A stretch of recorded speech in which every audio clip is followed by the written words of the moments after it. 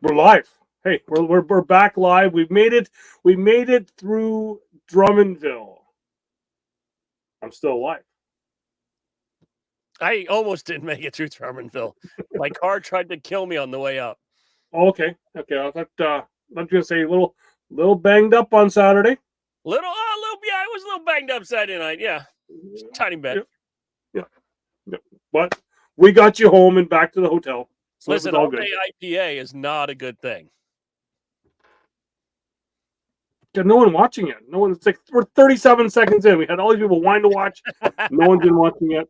Well, we are a half an hour late. Some stuff came up. Yeah. Yeah. And we had to take care of some family matters because family first on this show, family first. Yes. Yeah. And so we are a little late, but hopefully the people will come back in because we've shared it to a couple places. Oh, throwing down. Yeah. So, and I thought, in honor of the weekend, logo, little reverse action there, because so things roll. Turn it sideways. Not by choice. Not by choice. Listen, I had an amazing time in Drummondville. It was great to come up to Canada and hang out with some people that I only get to talk on here on the Book of Face. But that venue that we played in, it was amazing. If I could have a venue down here like that, I could run conference, regionals, nationals all in one place and have like some of the most amazing cornhole in the entire world. Like I look at how big that was, how big of a space that we did have there, and there was like behind the black curtain, there was like more kind of behind where I was there, and it was like, how big does that go? And it's Yeah, that black curtain was hiding a wall that was movable, that had all the extra chairs and tables and everything else in there. Like if we could have broken that wall down, we probably could have fit another probably like 80 sets of boards. Probably, yeah. It was huge. Like it was deep. Massive. It was good. And unlike here in the States, the Wi-Fi stayed intact, even if, when you were walking through. And, beer line, a little long at times, but yeah. Listen, and maybe we can't handle the Canadian beers, but when they're in the little spritzer bottles, I mean, seriously, what's going on with that crap? I thought Canadian. I'm used to like Triple X and the what was that? What was the one from Australia? The big pounders. That beer, I forget the name. That beer. But even, like some Molson's, like maybe a little Labatt Blue. What's going on? Yeah, it was also like was it not like a micro beer that they had there, kind of? It was like, and I didn't have one. I didn't have one at the venue. I was having the. So I gotta, before I say how much this product was. How much was the beer there? I didn't even get a chance to see that. I don't know. It was in purple money. It was like $8. I think it was like $8 in Canadian, and then like a 10% gratuity was like 74.74 loonies. Barrett's saying $8.50. Okay, because I'm gonna complain. Is that like a friggin' skating score? I'm gonna go because the Cokes there were like $4. Yeah, I mean the good thing was powdered. On Sunday, I did bring my water bottle with me, and I did the free water fountain for a little bit to, sober up before the 4-hour drive home and trying to get through the border. And, funny story, getting through the border. I'm on my way home. They asked me more questions coming home than I did getting up there. Going up there, the guy's like, where are you going, eh? And I'm like, I'm going to Drummondville for a cornhole tournament. And he goes, oh, cornhole. Okay. Drive safe, and just hands me back my passport, and I get to like the American border, and I am the only person for probably 30 miles coming to the border. Okay. No cars around me. Nobody's in duty free. Duty free is like completely empty. And I pull up, and the guy's like, you didn't stop at the red light. I'm like, well, I stopped at the stop sign, but there was nobody there, so I just went through it. He goes, you don't keep going till it's red, till it goes green. I'm like, there were no instructions, so I just pulled up because there was nobody here, buddy. I'm sorry. And he goes, where you coming from? I'm like, Drummondville. He goes, what are you doing there? Playing cornhole. Playing what? I'm like, cornhole. And you know how like you're gonna roll down the windows? So I roll down Yeah. the windows, and because I just cleaned my parents' house the week, just before I got there, I had a hefty trash bag box in the back of the car. He's like, "What's that yellow box?" I'm like, "It's trash bags." Why do you have trash bags? Because they're in my car. Like, what am I gonna do with trash bags? They're empty. They're in a friggin' roll. Like, what? I'm not smuggling in hefty bags. I mean, seriously, Jesus Christ. But he's like, what do you got back there? I'm like, I got some cornhole boards. I got probably like 30 sets of bags. I got an airmail tube. He goes, what do you do with an airmail tube? I was like, you throw airmails. I mean, seriously. I mean, come on. Like, but it was so hard to get back into my own goddamn country. Piss me off. I'm sorry, Canadian Border Patrol or New England, not Massachusetts, American Border Patrol. Please let me get back into the country. Yes. Keaton, yes, it is a Newfoundland Growlers hat. I wear it because it's a Newfoundland Growlers hat, not because they are part of the Maple Leafs. What is a growler? Is that a dog? It's a dog. Oh, that's a cool dog. Dog. I like that. Yeah. It's my two favorite things: a dog and a growler, which means more beer. Yeah. That's Although, awesome. Gotta say, having a hard time wearing it because they are in the East Coast League, and my son's goalie coach that he's had for the last 2 years that went to Laurier University here. We just got the word Thursday, I think it was, that his goalie training this weekend has been canceled because he just saw it. Laurier just got put out of the playoffs for the university here. So he signed with the Wheeling Nailers of the East Coast League. Probably the best hockey name ever, the Wheeling Nailers. What the hell is a nailer? Is that like a nail gun? I mean, what? I don't know. The logo is like a Jason mask with two nails going through across. What is it? So, yeah. The Whaling Nailers? Wheeling, West Virginia. Wheeling Nailers. So, yeah. So yeah. I'm gonna. So, yeah. So I had no issues going home because I didn't have to really cross any borders. Stopped in at Belleville on Monday night on the way home to talk to hang out with my cousin because I hadn't had a chance to hang out with him since my uncle passed. So hung out with him. Look what's coming to my basement. Oh. So yeah, so hung out with him, and then I was gonna go on to his show Monday night. How you doing, Mr. Bruce? Was gonna go on to his show Monday night, but he apparently changing brakes on a car makes you not be able to play guitar that night, so he didn't do his show. So I was like, okay, fine. If you're not going to do your show and I'm not going to be on there, and he wasn't feeling well, so I was like, fine. See you later. I've got an hour to drive. I had 60 minutes to drive 62 minutes to make it to probably one of the best cornhole people in Ontario, Mr. Adam Hubbard, to make it to the Peterborough Cornhole blind draw on Monday night, only to get destroyed by Mr. Steve Gibson. Wait, isn't this what I bring for him? Yes, yeah. I could have used it then. He beat me with freaking. There he's got right there. Beat me with freaking game changers. Yeah. Yeah. Davey broke out the old game changers. Didn't even. I tried to protest because they were unstamped game changers. So Keith, you're lying. Your PPR is not at 7. I know you've taught your brother everything he knows, but yeah. Wait a minute. Is that a hyphenated first name? No, it's he shares the account with his wife. Oh, okay. Because he doesn't know how to use a computer. But yes. No, it is good. It was a lot of fun. We got to see Mr. Bobby Sperry, who's in the chat up there. Yes, we did. He is now poised to take down the entire senior division in Canada. He is.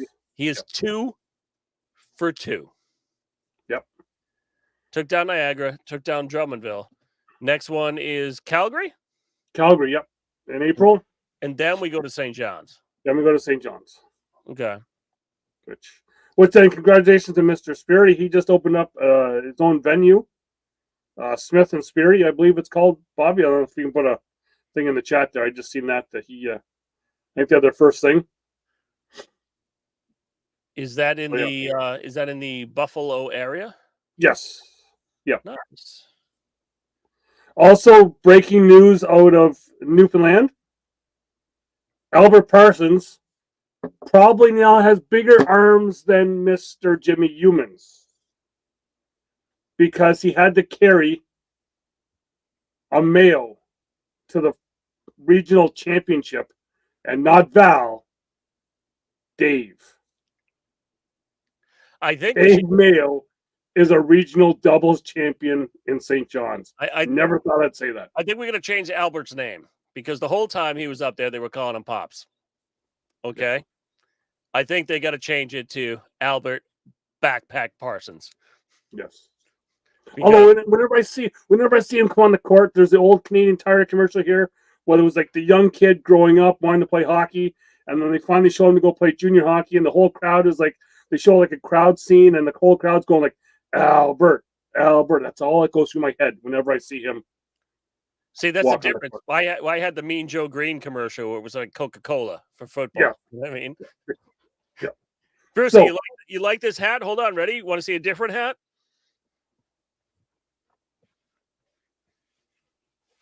Oh.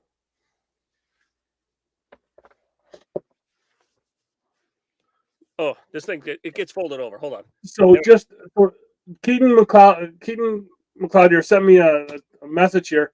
Wants to know what he missed with the upside down flag. If you watch the live feeds, my partner wanted me to have the board angle a different way than what I normally have it, upside down. So I thought I would just continue that here this weekend.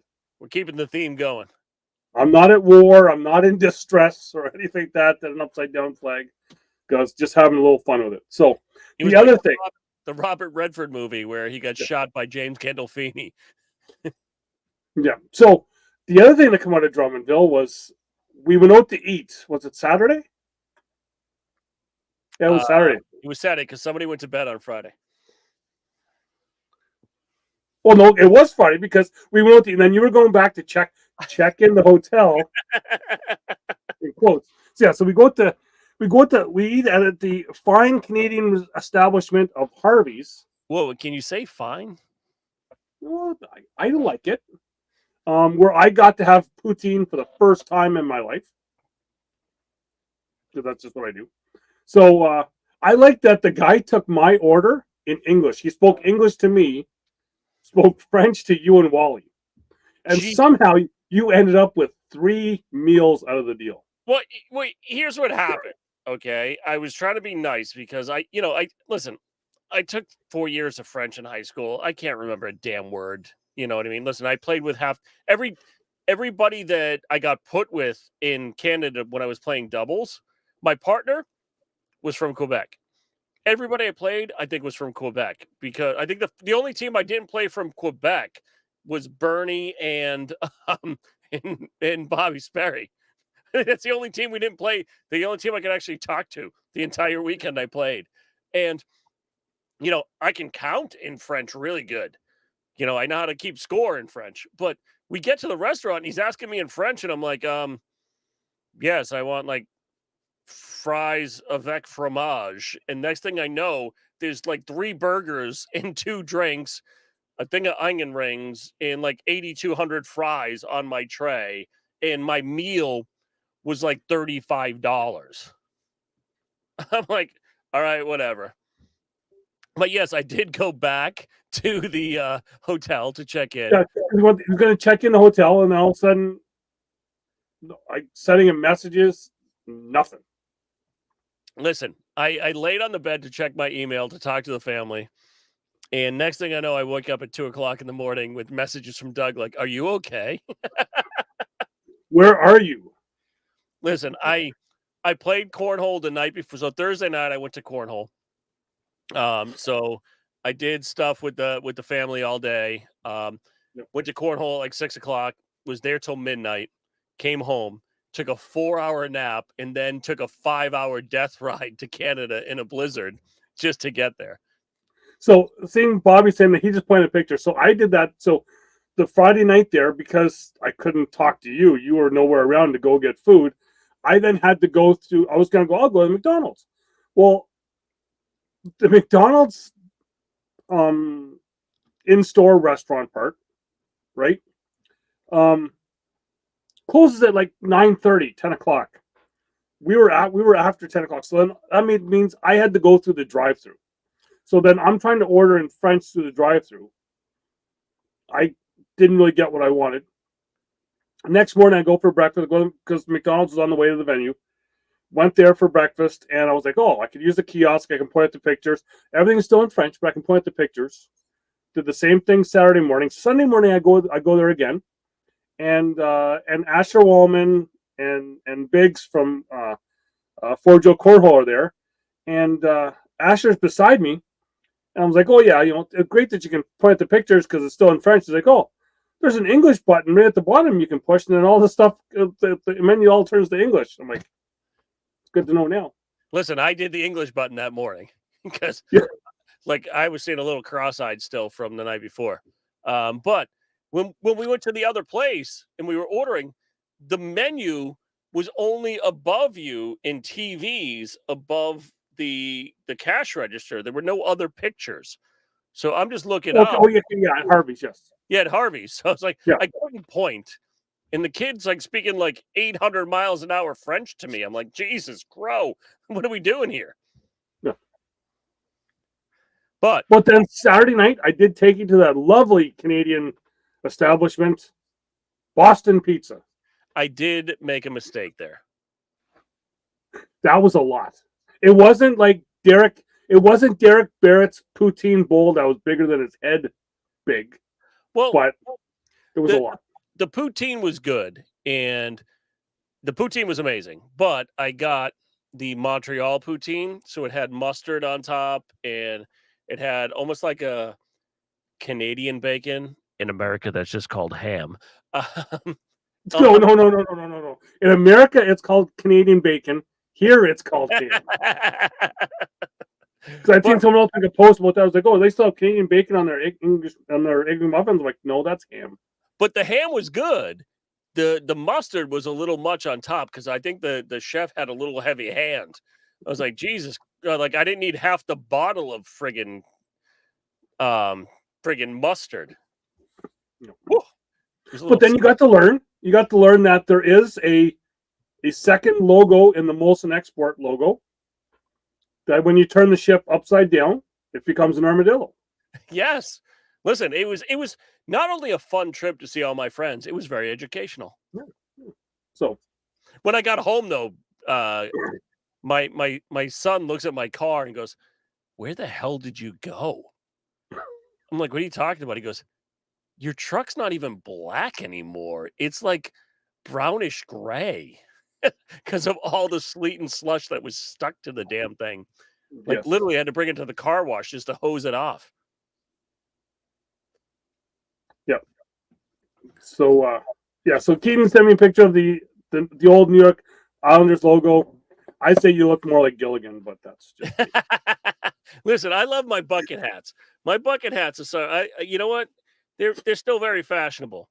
Did you know that you can buy a bucket hat on the Corn Dog website by hitting the shop button on Facebook? There's bucket hats, down and back bucket hats that you can purchase. I might have to look at that. Do I buy that in the Skittles money or can I get that in US? No, it's all in American. It depends on which where you are, what country you're in, because it also ships to Europe if you're watching in Europe. So just so you know, I did still come home with like almost 300 in Canadian. So I put it I put it away in my little safe upstairs because I was like, I'll be back soon, and I'm just going to use. If I convert it to American, I'm just going to spend it. Yeah, you can use that in June when you come to St. John's.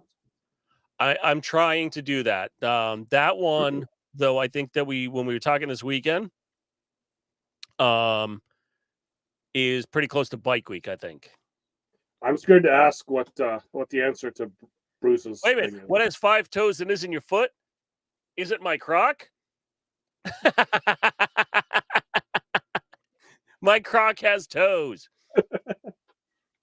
But there was cornhole played there. A lot of great cornhole action. There was some amazing matches up there. I mean, it was, there was a lot of battles on the boards. But I think more than the battles on the boards, I think Bobby said it the best right there. He says, the Canadian people are great. I just think, just getting to hang out with everybody and getting to talk to everybody for, face to face for the first time. I got to meet all my newfies. And I got to, not all yet, but yeah. Well, 90% of them that we talked to on here. Yep. I got to hang out with Bobby. Lady Tornado came up to hang out. I got to hang out with one of my bestest friends in the whole wide world. You did. I think you may have been the only person to know who he actually was. Like because I kept saying to people, I was like, do you know that's for all the pros that are here? Like, no offense to them, but you probably know more about him, or said his name more than you have anyone else. Listen, he was more famous than anybody else in the room, but he tried to hide. Whenever you came around, he tried to hide. Well, he's an unknown legend, and he hides from me all the time. He was, so funny story. Ready? Him and his partner who run that company, and we're going to hold this off for a few minutes to let you know who it was. I shot singles on Sunday, and I had my worst singles performance ever. I shot a 5.23. And he texted his partner back in Ohio and said, "Look who's bringing up the rear." And oh my God, I wanted to kill him. But it was the man, the myth, the legend, Jeff Reynolds was there playing. And it's too funny because some people were even throwing his bags and didn't even know he was standing like 3 feet away from him. Yeah. It's always fun to hang out with him. He's a great guy, but our personalities, my personality and Jeff's personalities, are like this. Yeah, it's like 360 degrees away from each other. Because I would say 180, but that's just Canadian. Yeah, well, no, you got to spin around twice. Okay. No, because every time 360 is still just once. No, because it's 2 180s. 180 is only half.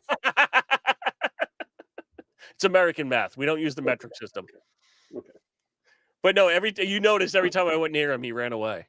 Yes, he did. Yeah. Even that time in the line when you were going to get a beer and trying to take his picture, he was like hiding. Like, he was actually ducking down behind people. Oh, he's too funny. But he's an amazing guy. I love him to death.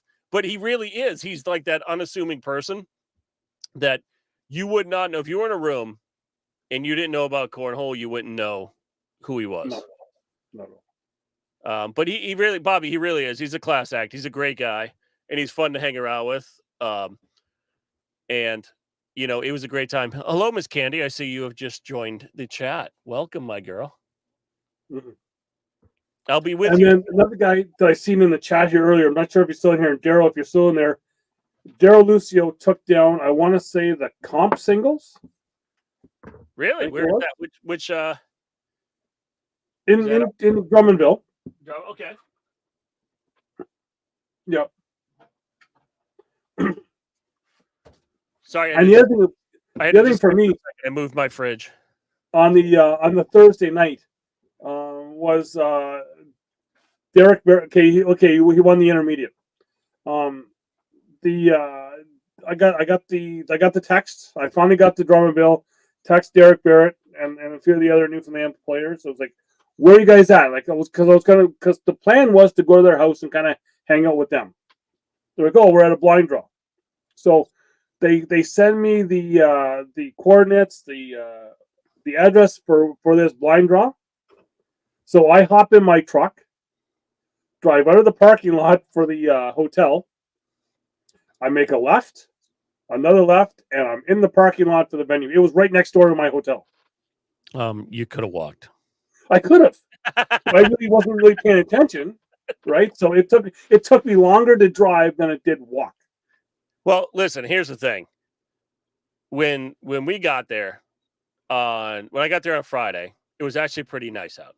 It was a pretty decent day. Yep. But when we woke up on Saturday, oh boy, my car said it was 1 degree Fahrenheit. What's that in Celsius? Is that negative, or what is that? That's a lot of negatives. Yeah. Like, it was freezing. You know, I did have my Titan pants on with my Titan shorts on, but yeah, he could have walked if he wanted frostbite. Dude, Thursday night was fine. Thursday night was good there. Yeah. Thursday night was good. Friday was good. It was until you woke up on Saturday. It literally got really cold. And it didn't. Sunday got a little better, but it was still pretty damn chilly. Yeah. And for my comment, Bobby isn't practically, we do call him Canadian because he was probably one of the first people. He was one of the first Americans, was the first American to come up and play some stuff up with us. And he would go up to any regional we had, anything. And Bobby is, for all of us, especially in KW here with our club, he is Canadian to us. Yeah, he's so like half. We actually even there may have been a time where we kind of said to the ACL that he should be Canadian, that he should be part of our standings, be able to be with us. He's half Ontarian, isn't he? We call him one. I mean, he's there all the time. Bobby's a newfie. I think wherever Bobby goes in Canada here, he probably doesn't have to buy a thing. Well, no, I was actually talking with Bobby, and he was telling me about the first time he ever went out to Newfoundland. And, you know, they told him somebody was going to pick him up at the airport because he was going to come hang out with them. And literally, he's standing there, and a car pulls up, and there's a guy driving and says, "Hey, get in." And it was Derek Barrett picking him up at the airport. Yeah. Try doing that. But that's just that's how everybody is up there. It's just such a great, amazing family. And, you know, Cornhole's even bringing more people together. Exactly. So then more about the Cornhole from the weekend. We get, we talked about Daryl winning that. But how about the breakout performances of Craig Halford in the pro singles? Like, amazing. Like, some of the shots he was making were just absolutely insane. And then as well as William T2 as well. You know, the non-pro that he went through the qualifier to get in there, makes it to the final. So our two pro singles events that we've had up here, we've had one of the pro qualifiers make the final, being Guillaume Tremblay and William T2. And I think for next year, if we don't expand our pro division, there's going to be a lot of people that are pros now. Just saying this, it's I think this is a fact that could be in trouble because there's going to be a lot more people from Quebec than just the two that we have now that are actually going to qualify through the point standings just because they've played so well. Well, I think it's going to be a bigger battle, right? Especially if Canada has kind of that pro shootout like we do down at Rock Hill, right? Yeah. I mean, Rock Hill, there's over something like 320 people for 32 spots or something like that. I mean, I could see about 150 people really going after the pro thing. And Brucey, I have a lot of people that want to find out who your partner is going to Bag and Bash, but I'm still not ready to reveal who you're going to be playing with yet because I'm still taking applications for you. So, okay, so Jason's just saying that it's posted that they're going from 24 to 36, which I thought we already had 36. I'm sorry, 26. No, I think this weekend 28 pros or something showed up, so they had to have, I think it was like 6 or 8 people that were playing in. Yeah. So, there was 24. There was 24 in the weekend there. They brought in 8 for singles to get to 32. I think it was that. But Brucey, I'm going to have some people that are going to be talking about their partner reveals for Bag and Bash, and we'll talk more about that as we get closer to the end of the show. Yeah. But Mike Dills needs a partner for Brighton, Michigan. I believe that's coming up. I think that's the 22nd of March, Mike, if I'm right. I was going to go down to that for just kind of hang out for the Saturday, but actually I'm working, so I can't go. And I'll be a couple thousand miles away, so I won't be making it to that one in Michigan. So we talked about Craig. We talked about William Tatu and the thing. I thought Chris Tremblay had a really strong singles. I got to talk with him Thursday night, and he was like, "You wonder if he could have a couple shots back against William?" I thought he thought it might give him a better game, but he had one of his best performances in the pro division. Crystal Hagens was strong again in the women's singles. She lost a tight one to Lana Smith to make it to the final to play Sam Finley. But even Crystal in her game against Sam, and I know Wally had kind of brought this up, is that watching her, the one end, after her first bag, her earbud actually popped out on the crowd side. And it's like, and just the focus that she kept going, she didn't even flinch that it fell out. And I know for me that would have been just like, okay, I'm totally thinking that my earbuds out. She had another strong weekend. We got the pro doubles taken down by Connor Weiss and James Finley. James Finley had another. I think he threw over a 9-9 for the weekend. Like, he was just on fire again. Well, I just think in the Canadian Pro Division, I think he was the most consistent. Yes. For the weekend. He didn't have, the spikes that maybe some of the other players had. Yeah. I think he was just consistently between that kind of 8 and 11, depending on the rounds he was playing, which I think, kind of helped them too to kind of keep going forward in taking down the division. Because you really watched his throw. It's pretty smooth. Not a lot kind of sliding straight in. He kind of muddied it up a little bit with a lot of blocks and pushes. So I think that's what kind of really helped him through the weekend, just staying consistent. And I think Trev's talking to Michelle, because I know he's not talking to me, because I pulled his name for the airmail in KW on Thursday night, and he messed all 3 shots up. So that's on you. Wait, you only get 3 for airmail? Yes. Yeah. But most places play 4 in the world. Well, we get 3.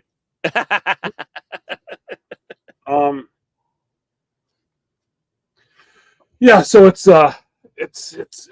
think it was just a great weekend. I think the other one that may have surprised some people, and I know that my list was already talked about of all my people I was impressed with around the ACL. But was Paul Aiken, non-pro, he's always throwing great, and I talked to him Monday night in Peterborough. Last Canadian standing in the winner's side of any of the brackets. He took down a bunch of people, then lost to Hodette, the father. Is it Brad? Dave Hodette, the father. Got the name right. I was saying it wrong on the broadcast. Then he went down to the bottom side of the bracket and was taken out by Nick Patuski. Yeah, I mean, the big thing I think with that is getting a little different up there is that, some of those opens up there kind of qualify for the Americans, right? Yeah. So you may see more people transitioning up that way in the open and pro division to, maybe think they can come up and then steal some points. But, I think in the next couple months, that's not going to be the case. I think as, some of the Canadian pros and some of the Canadian advanced players are starting to get better and better. I don't think that's going to be happening any much longer No, because I think it's just it's the playing, being able to play more against them, get that confidence that they can do it. yeah, Because that's just all it is. And like Steve said, Paul's a great player. Like I don't like playing against Paul at all. Paul's a fantastic guy, but just makes me most people playing do make me look bad, but he makes me look bad all the time whenever I play against him. So Jesse Govern saying that 3 bags is just like the CFL. Yeah. Yeah, but that's why your cup is gray. Well, hey, but up until a couple of years when we had to go the same as the NFL ball, our balls were bigger. But listen, you had one of the greatest quarterbacks to ever play in the CFL. We did. Right around the corner from my house. A man And his brother. And his brother. Listen, they said that man was not tall enough to play in the NFL, and I think he was, and he was a great quarterback. Nobody just ever gave him a chance. Mr. Doug Flutie. So it will be interesting to see now what happens with Calgary, just what kind of pros we get coming up from Calgary. But wait a minute. To play in Calgary, yes, do you have to wear a 10-gallon hat? Possibly. Because you got the whole stampede thing there, right? Yeah. Listen, they still have the ski jump there too, don't they? Like, I don't think they ever took it apart from the Calgary Olympics. No, it's still an Olympic training ground. Yeah. Good evening, Mr. McKay. I'm not sure if you're still in Quebec, possibly, or if you're back home. But yeah, I think Quebec's gonna. I think Calgary is gonna be a big one because we now might be some of the players from the West coming up. We haven't had a chance to see some of them. Well, you see a lot of players from the West, but I also think it's no offense to the other people, a little bit bigger airport, a little more people kind of come through there because it is kind of a gateway to get to some other places in Canada. One of my favorite places, Banff. You got to go right through Calgary to get there. So, I think you might see a couple more people. Plus, I don't think there's too much around that one either.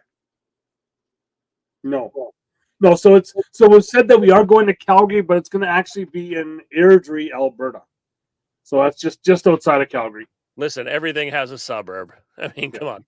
But, I think when we went to Drummondville, we didn't get a lot of, some other pros and some other people coming up there because we also had Mesa going on at the same time.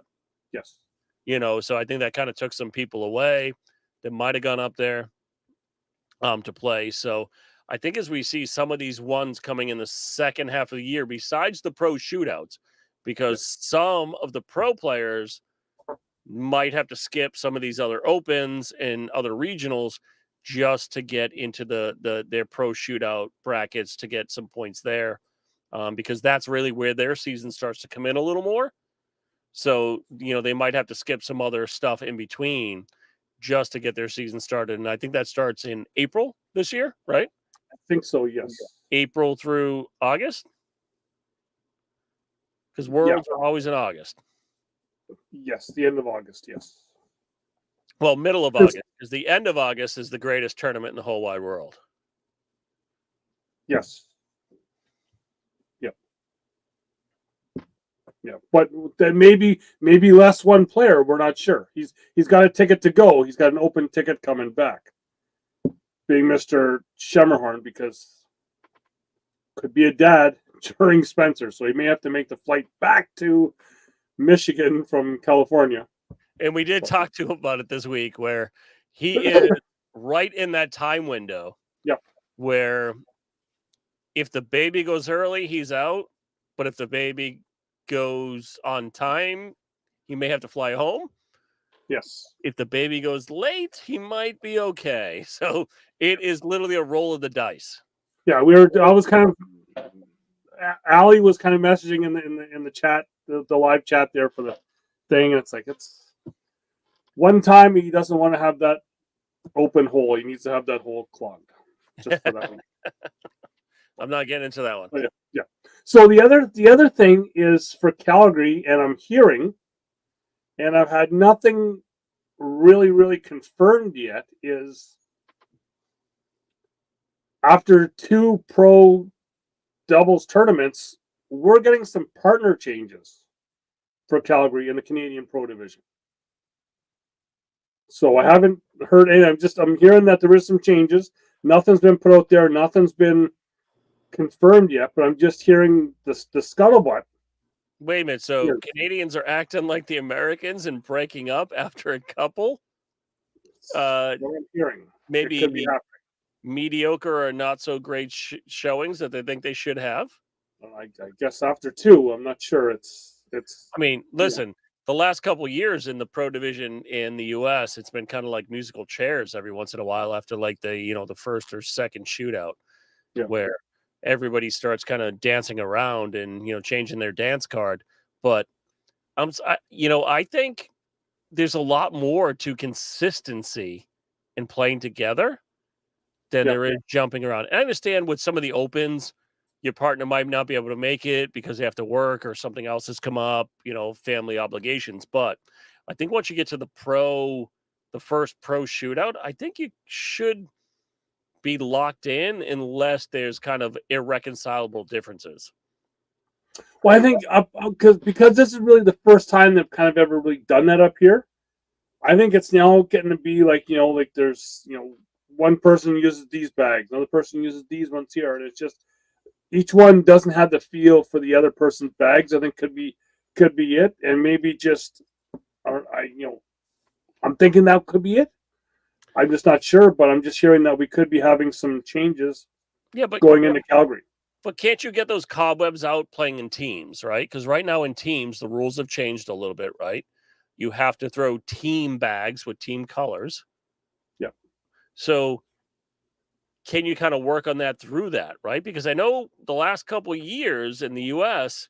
with teams, there have been some discussion in contract negotiations based on people, playing different bags that play for different bag companies, but you're playing on teams, so you have to kind of throw the same bag.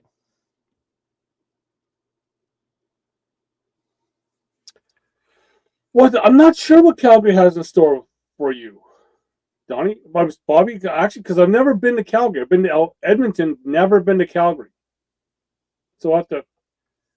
It's Stampede. Maybe you eat a cow patty. I don't know. Listen, I've been invited to the Hart's house, but down to the dungeon. But I might not make it out there. So we'll have to see. Bobby's going to be in Newfie in Calgary. Yeah. But we'll see what happens. But we would be remiss, Doug, if we didn't talk about that fetish. The foot in the mouth. That fetish? That fetish that is this week's biggest story. This week? It comes and it goes, and it comes and it goes. This week it has come back like a fungus. Wow. Wow. Been trying to talk to some people just about the live feed stuff, like from last week, just kind of getting some feedback, some stuff. And some foot back? What? Yeah, that'd be it too. But it's just, everyone's got something else on the go. Listen, it's almost I almost said it's almost but it is the point where people are actually making fake Facebook profiles about stepping over. Like, we know who you are. We know exactly who you are. You're not a ray of sunshine all the time. We know who you are. Somebody changed the 3-letter logo to have a board behind Stevie. Yes. Good morning, Kim. Kim, you doing okay? I don't think it's morning where you're at. No, she's changed it to evening after that. Yeah. But like I've always been a staunch proponent of the foul line. But some people have taken it way past the line than I have. See what I did there? It's like, I mean, listen, I don't know. I mean, I've talked about it in the past where Tanner Halbert almost lost $25,000 when he was playing in the other organization for stepping over the line. Yeah. And if they're going to do that, why can't other people do it? Oh, somebody has a great opinion about the step rule. For me, if you want to play that way, play in that league. Then if you want to play where you can step, where that league allows a step, play in that league. But Dougie, there was another monkey wrench thrown into this week. Well, they're what? Well, right in the middle of our live feed, all of a sudden, oh, look, everyone starts looking at their phone. Like, we're all looking at our phones going like, oh. And then I kind of emotional feeling. Dude, I came running over to you, and I'm like, I might become an ACL official.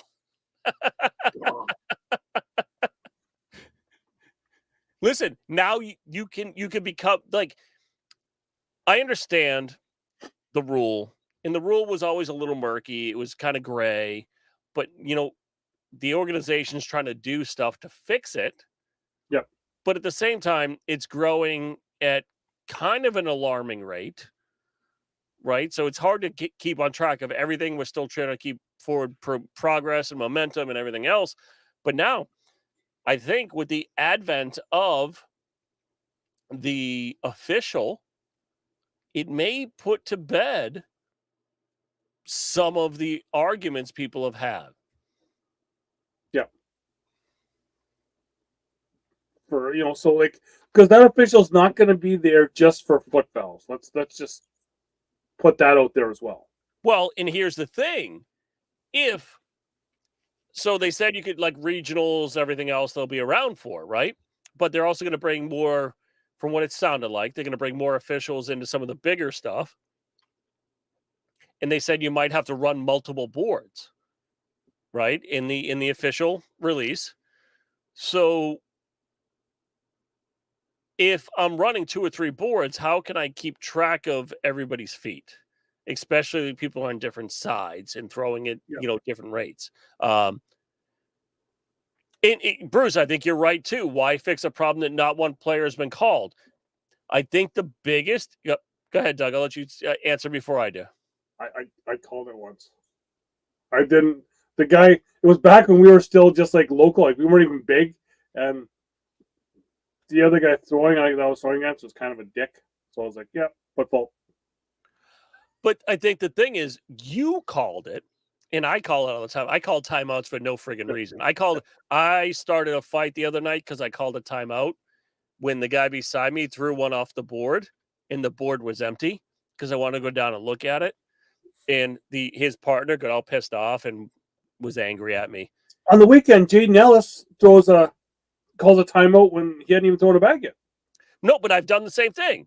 But it's just to slow the pace down. Like, if you have bag in hand, you can do that. But when you look at some of the pros, they're not going to call the other person on it because they don't want the bad rap, right? There was one person that might have called a poop rule,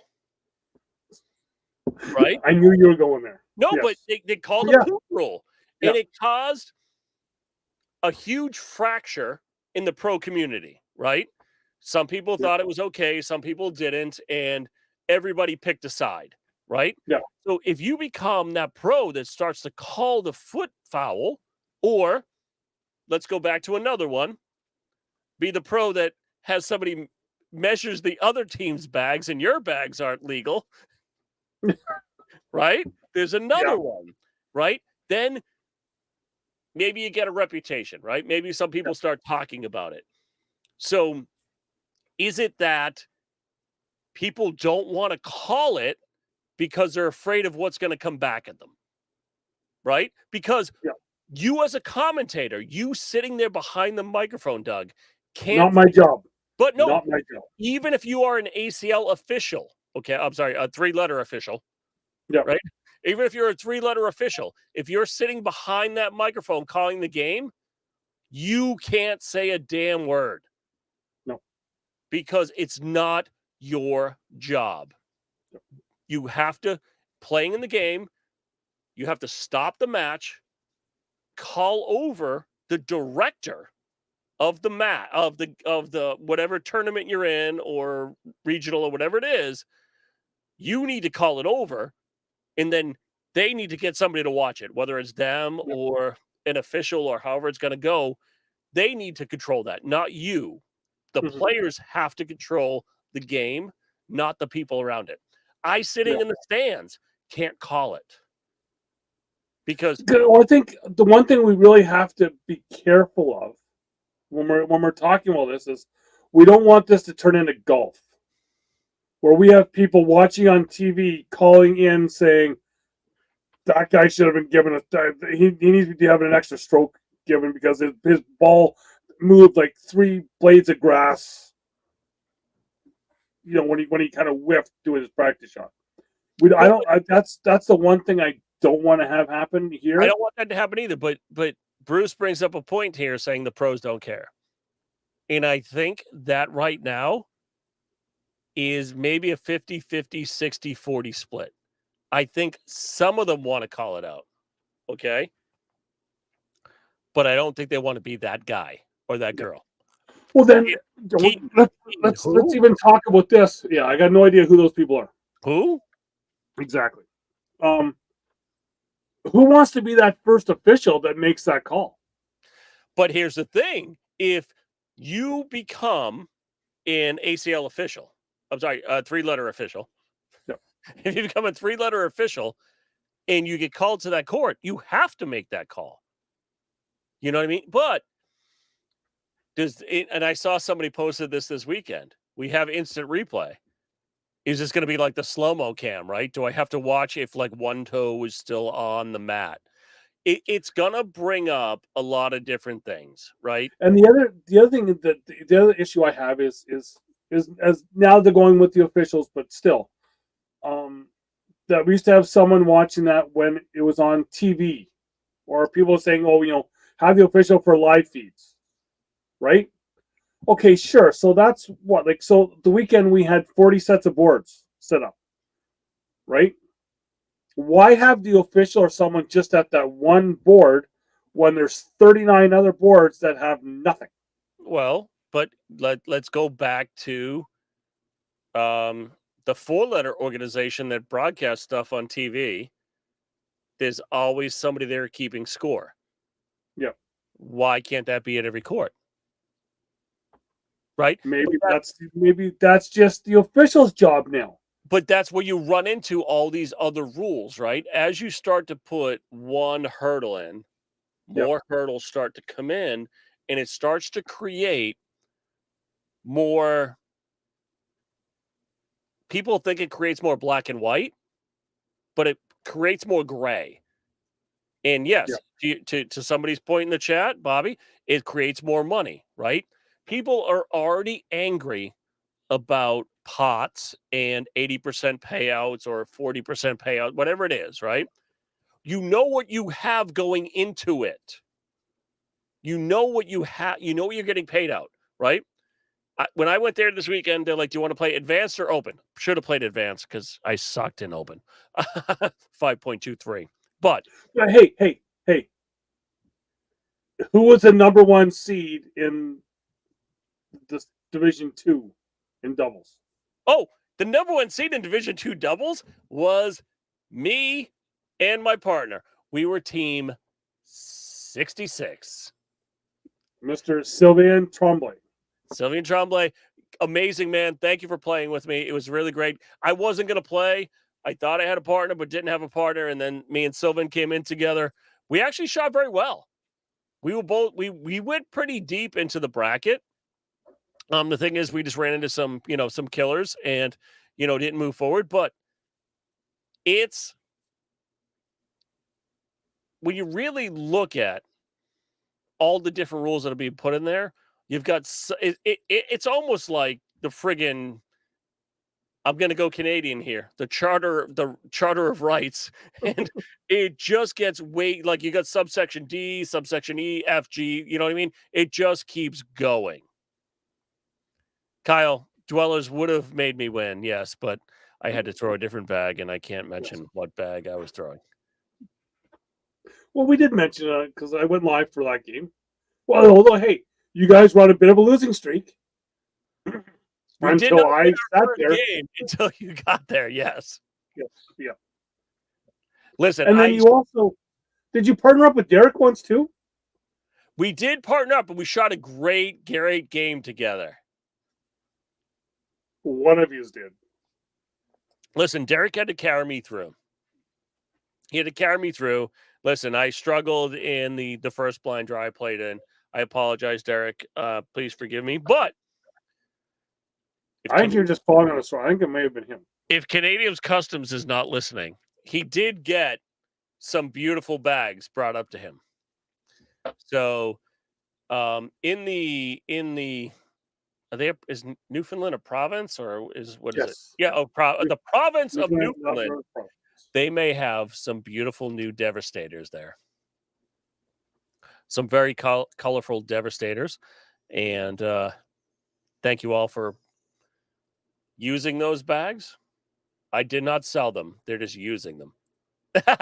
Shh, Derek, you're not supposed to say I left with 300. Shh, quiet. Customs is listening. Yeah. No, I think all in all, it was a good weekend, and I don't think any of this cornhole nonsense is going to go away anytime soon.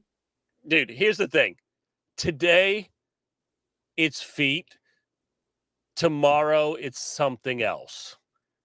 Like, it doesn't matter what's going to... And it's gone back and forth. I played a few more... I've played a few more years in the ACL than you have, Doug. And it's literally like the earth going around the sun, right? Yeah. I mean, it goes from bags to boards to something else. Then you get the payouts. Then it's all secular, right? Yeah. Because like you're gonna complain about what now? There's a bag tax. And listen, I've been there. I've done it all. Yeah. I've complained about everything. I posted one time about the Stamp Act of 1776. I mean, right? I went all Boston on them. Yeah. I was almost dumping bags in the harbor. But it's I agree with it for that, but that's just me. But listen, at the end of the day, everything we do in this game is a business, right? Yeah. Somebody's making some money, and guess what? If you want to make your money, do what you want to do in the game. You know what? Make T-shirts, make something. I've heard there's even someone in the chat called out their mom at a tournament on the weekend for a foot foul. What? Why would Keaton do that? It wasn't Keaton. What? He seems like that guy. All right, we're gonna get to the bottom of this one. I'm going through the whole. And see, look, if you just look at the last couple of comments, you'll know who it is. Listen, the cost of playing has gone up because the game's getting bigger, right? Yeah. If you look at it, most of the sports that we're trying to compete against, cost of admission has gone up too, right? Yeah. You look at golf. You even look at a silly sport that I just started playing this summer, pickleball. The cost has gone up. Like a paddle last year, you could buy one for $50. Now they're selling some like carbon fiber crap for like $1.50. Every sport's gonna do it. Every sport's gonna it's just gonna keep moving forward. I mean, listen, half of your people that are in this chat and you have kids in hockey. Oh, I was trying not to go there. No, but Wednesday night, my kid needs a new stick. He needs the one that's made with boron in it. That's $475 right there. What? Chlorophyll? No, borophyll. No, but that's the thing. Like pads aren't cheap, right? We talked about it a months ago. I've spent $2,000 in the last 2 weeks. Dude, it's crazy. Like my daughter's in cheerleading. All right. Do you know how much money's in cheerleading? It's stupid. I had to buy her like 4 different bows, and it cost me $120, like $30 a bow. It's a piece of goddamn ribbon. Like, why am I spending $30 on a bow? And she has to wear this bow for this routine, and like I love her to death, and I'll pay the money, but like, why does it have to be that way? Like tomorrow, I have to be up at 7 a.m. to drive her to a cheering competition. All right. Okay. We're gonna barely play. But I mean, come on, really? I love it. It's amazing. She had a zuka full of bows. Yes, she did. Listen, I have a pretty princess. Bruce is like, don't be cheap. No, listen, I'm gonna pay the money. She gets whatever she wants. I've bought her 4 sets of shoes in the last year because you have to have different colored shoes for different like outfits. Like, listen, I just want to walk up with I want to get her a team robe every time I see her in her little like skirty thing. And I'm like, listen, we just gotta I don't like it. Don't like it at all. So no, but it's crazy. But listen, the sport's gonna get more expensive, but it also levels off. Like Steve says he's looking for a second job. Yep. Yep. Oh, we got Mr. Matty King in the chat here now. Mr. Dragon Bags. One of my bestest friends in the whole wide world, Matty King. How are you, sir? So you got like 18 bestest friends in the whole wide world? Listen, Doug, we've talked about enough. You know how many bestest friends I have. Everybody in the whole world is my bestest friend because everybody loves me and I love them. You know what I mean? And that's the thing. Like Matty King was, I don't know if I ever told the story here, but Matty King was my first ever roommate at Bag and Bash 1. I drove down there by myself because 2 of my partners backed out and didn't come down with me. But I drove through the night by myself to get to Bag and Bash 1. And Matty King's like, I'm going to go check into my hotel. And I'm like, why are you checking in your hotel, buddy? I've got a whole RV right here. You can sleep right there. And the money he saved in the hotel has been with the therapy that is needed afterwards, right? He needed a lot of therapy, yes.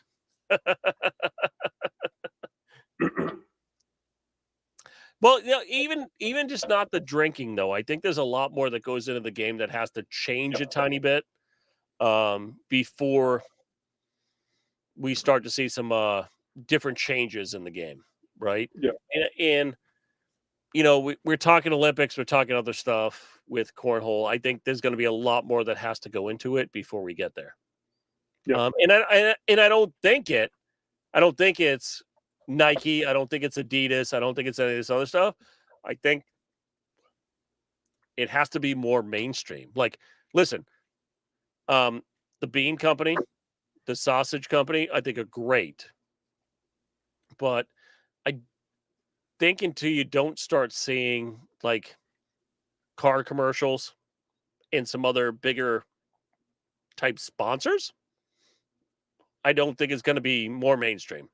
I've also heard that we could be having some other bigger sponsors on the Canadian side come in, possibly starting in Calgary. Timbits for sponsors. No Timbits. I was trying to stop, but I couldn't find a Tim Hortons that was open on my ride home because all I kept seeing was Timbits, and I wanted some. There's one just down the street from the venue. Doug, I was already past that one by the time I decided I wanted Timbits. Okay. The closest one for me, I think, is in Maine. Okay. Bobby, no Tesla. And that's a whole different story for me, and I won't get it. White Cat, listen, but the thing with it is, it's going to be bigger, more mainstream that kind of connects more with cornhole. And I think with Pit Boss in the past, yep, and Bush's baked beans, because that's a staple. The sauce. Well, hey, you know what? I went and bought a Pit Boss. I got a Pit Boss grill out in the garage, right? Because they were ACL sponsor. But I mean, I think, the thing with it is a lot of things they brought in. The only thing I didn't go out and buy was the pills. Yeah. I didn't need those. No, but the sponsors have to be the right ones, and I think it has to resonate more with the crowd.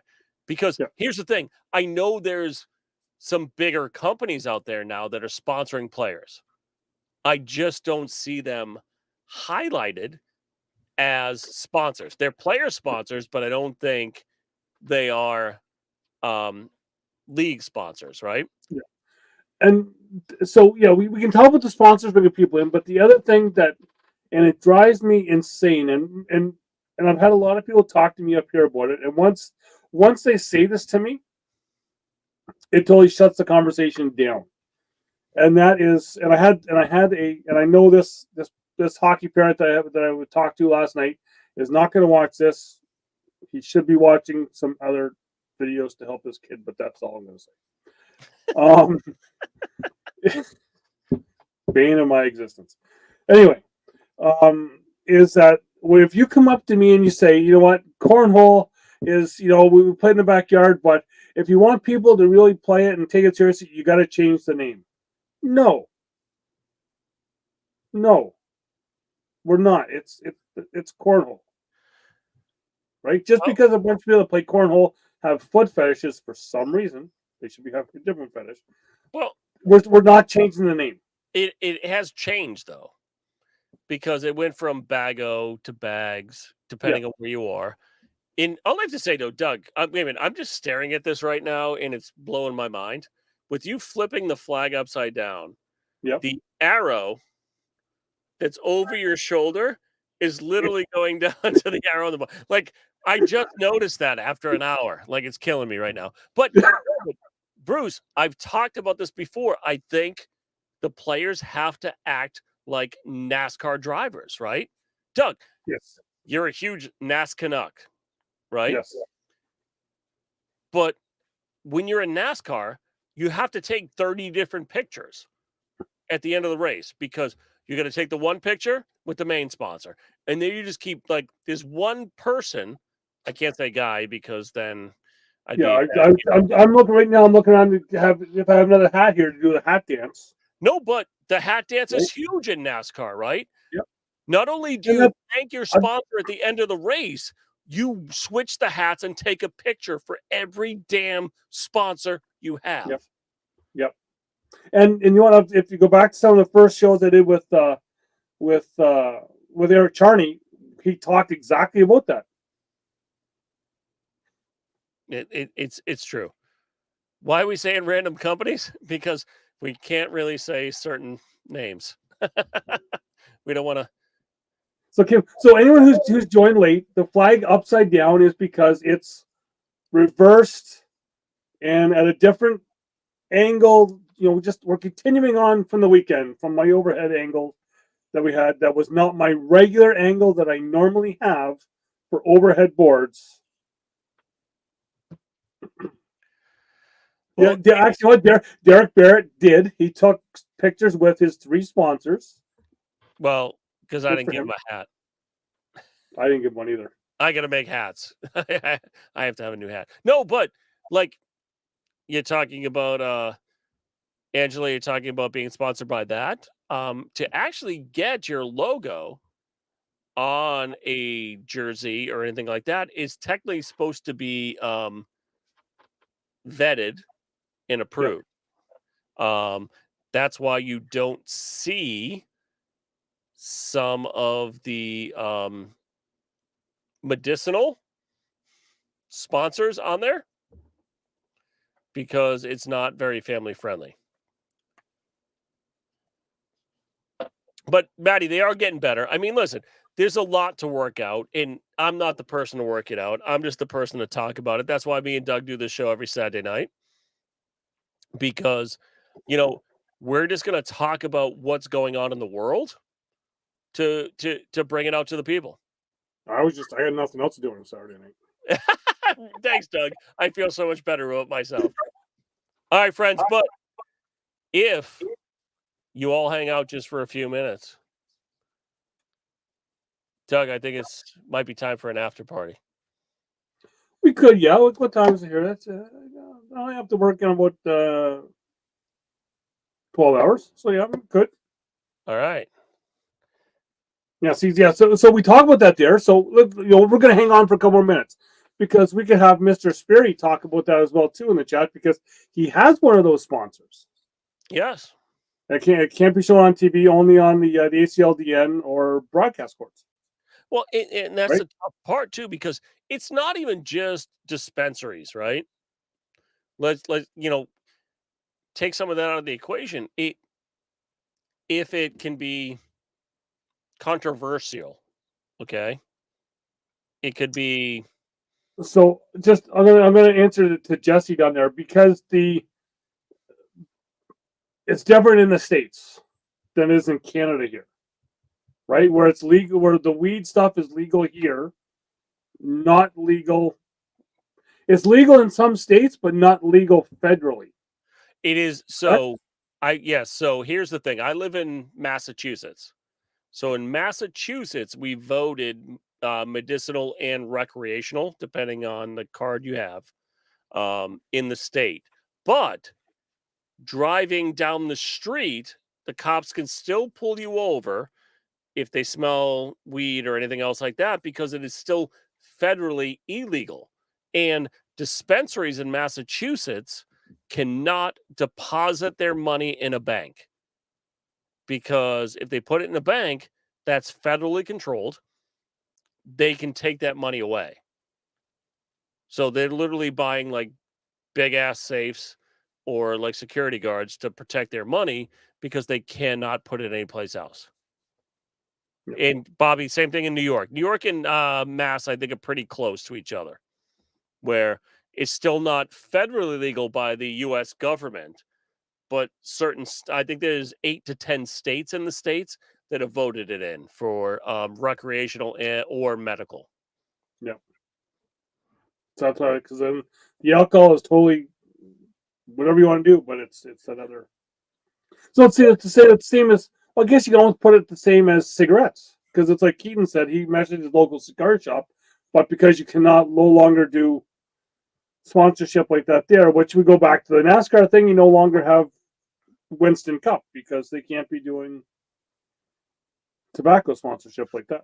Well, but it's also because Winston signed as part of their federal agreement down in the U.S. when they lost all those lawsuits. Yeah. They had to walk away from certain advertising, and that's why they lost their NASCAR stuff.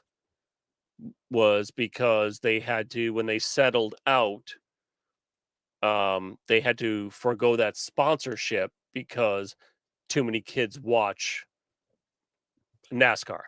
Yep. So it becomes crazy down here a little bit, like, but at the same time, I don't want to get banned because we're talking to Canada, but Canada on the radio also has some crazy stuff that happens based on defamation and everything else. So it all kind of blends out at the end. Yeah. But I mean, when it comes to cornhole in the jerseys and sponsorships and everything else like that,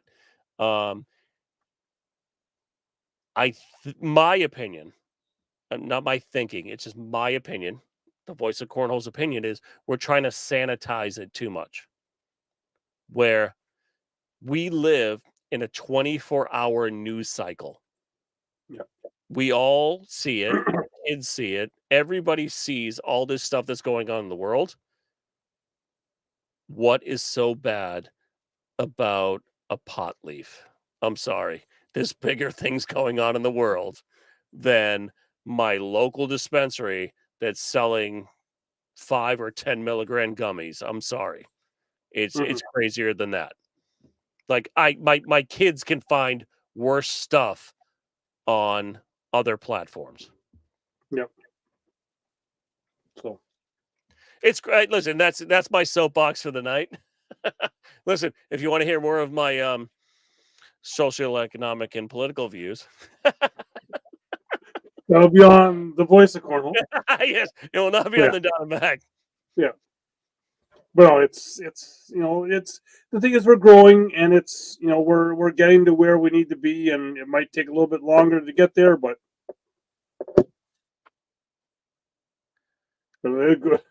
not sure how that would go over, Bobby. I think it depends on the state.